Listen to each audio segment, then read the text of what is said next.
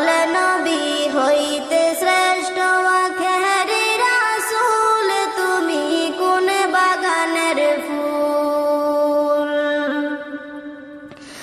দু জাহানের বাদশা নবী পাইয়া